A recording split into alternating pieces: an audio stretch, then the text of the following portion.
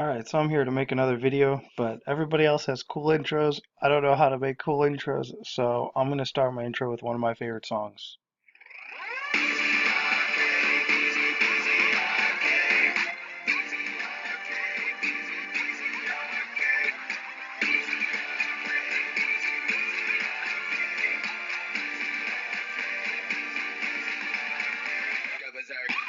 Alright, enough with that intro.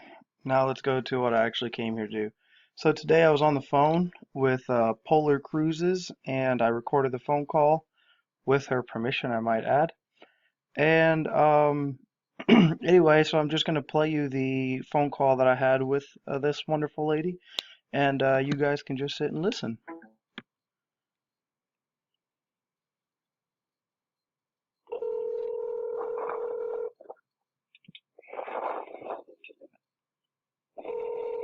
Ring, ring.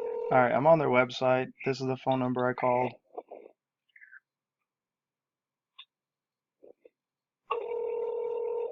That's not the phone number I called. I called 855-240-7823. Hi, I was wondering if y'all had any cruises that went from New Zealand to South America. My number is 52 Coca-Cola Express. I can help you with that. All right, thank you. Yeah, sorry, that number is 855-240-7823, not this number.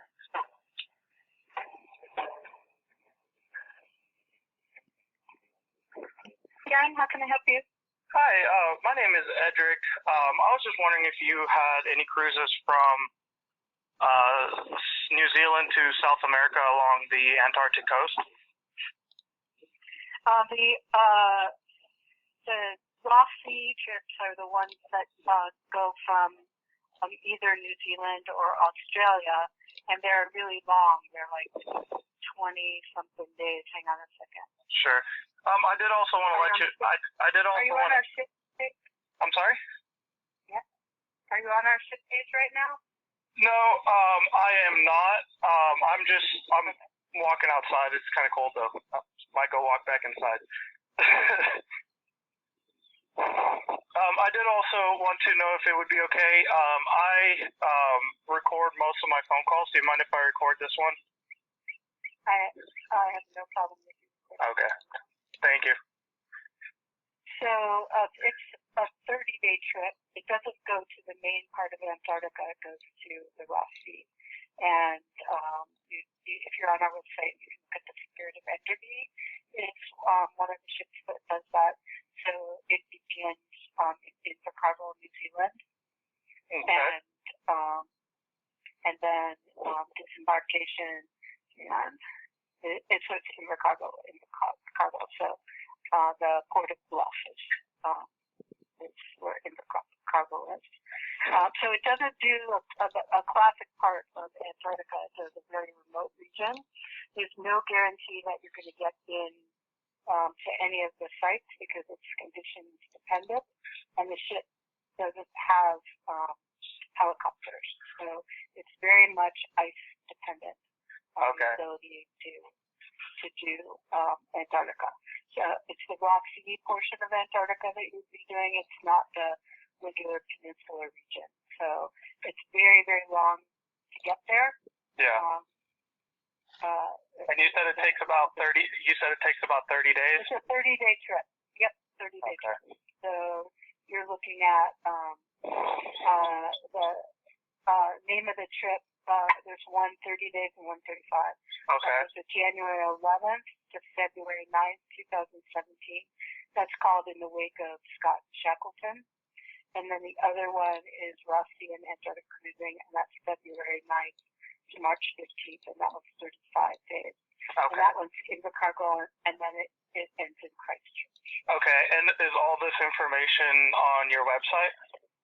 It is. So the ship that you're looking for, when you're on the website, if you're on the Antarctica page, you would scroll down to the Ross Sea East Antarctica ships. So that would be the Spirit of Enderby. And then I'm just taking a quick look at the Tchaikovsky just to see what it's doing. It also has some Ross Sea trips, and again, East Antarctica, that one is 27 days, and the other one's 31 and 30 days. Okay. So, and then the last that Seakind does that region, give me a second, let's go back.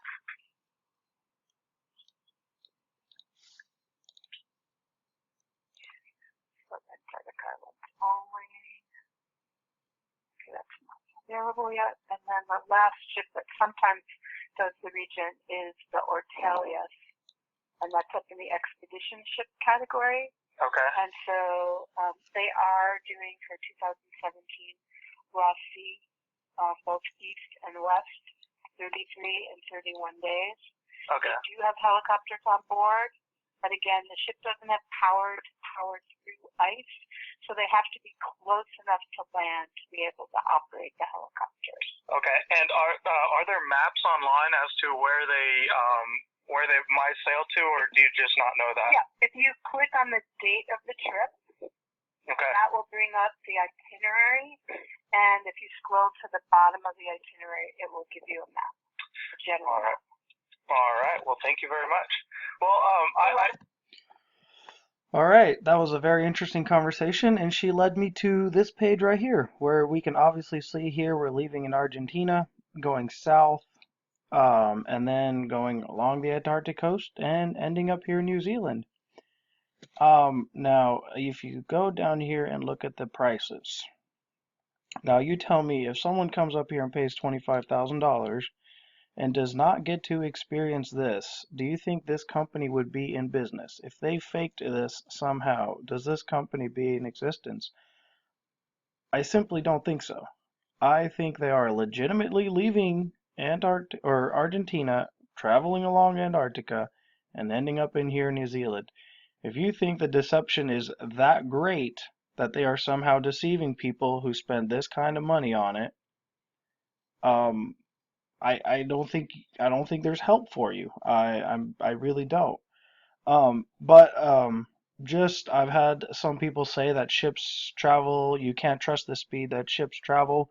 So I did want to look at a couple things I saw here earlier. Where did I see it?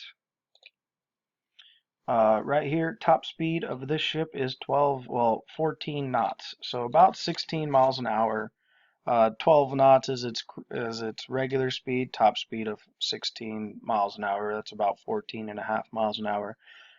So I went and you can find this ship here on Google, the Ortelius. It's a Russian-made ship because Russians know how to make things strong. And I also looked up what is the ordinary cruising speed of a regular cruiser, and that is 21 to 24 knots. Now it's about 28 miles per hour.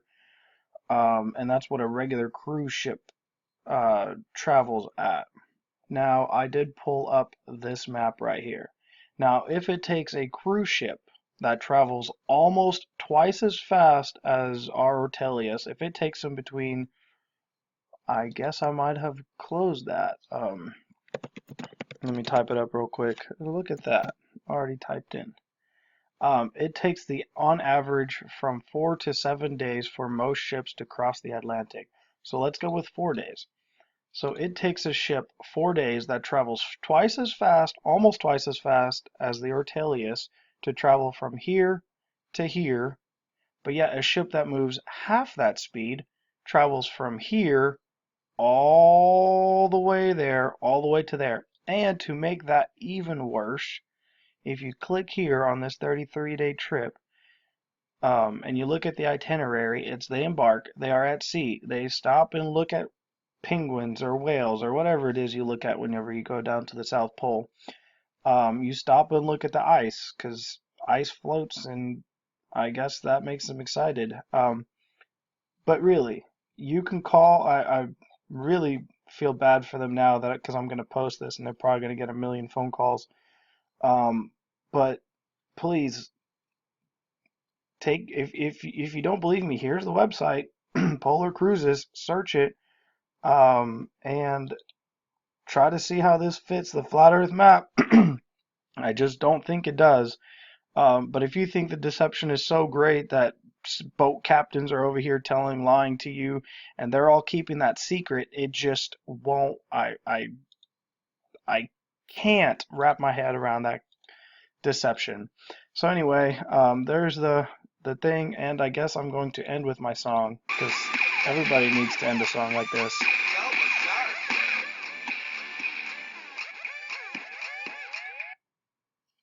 All right, thank you guys.